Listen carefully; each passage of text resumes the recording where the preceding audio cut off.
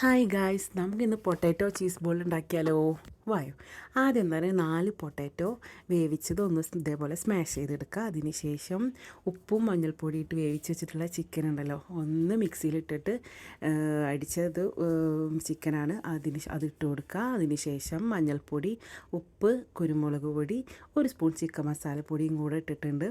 പിന്നെ ഞാനിപ്പോൾ ഇടുന്നത് കോൺഫ്ലോർ ആണ് കേട്ടോ. ഒരു 3 ടേബിൾ സ്പൂൺ കോൺഫ്ലോർ ഇടുക. ആവശ്യത്തിന് ഉപ്പും പിന്നെ ഓയിൽ ഒഴിച്ചിട്ട് നന്നായിട്ട് അങ്ങോട്ട് കുഴച്ചെടുക്കുക. എന്നിട്ട് ഇതേപോലെ നമ്മൾ ബോളാക്കിയിട്ട് നടുക്കിൽ ഈ ചീസ് വെച്ച് കൊടുക്കുക.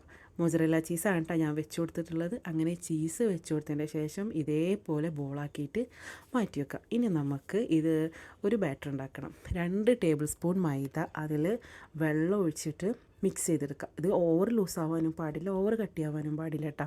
ഇതാണ് അതിൻ്റെ പാകം. എന്നിട്ട് നമ്മൾ ഈ ആക്കി വെച്ചിട്ടുള്ള ഈ ഇതുണ്ടല്ലോ പൊട്ടാറ്റോ, അത് നമ്മൾ ഇതിലേക്ക് മുക്കിയെടുക്കുക. എന്നിട്ട് പിന്നെ അതിന് ശേഷം ബ്രെഡ് ക്രംസിൽ മുക്കുക. അങ്ങനെ എല്ലാതും ഇതേപോലെ ചെയ്യാം. ഓക്കെ. അതിന് ശേഷം നമ്മൾ ഗ്യാസ് ഓണാക്കുക, പാത്രം വെക്കുക. ചൂടായതിന് ശേഷം ഓയിൽ ഒഴിച്ച് കൊടുക്കുക. എന്നിട്ട് നമ്മൾ ചൂടുള്ള എണ്ണയിലിട്ടിട്ട് വറുത്ത് കോരുക. നല്ല ഗോൾഡൻ നിറമാവണം കേട്ടോ.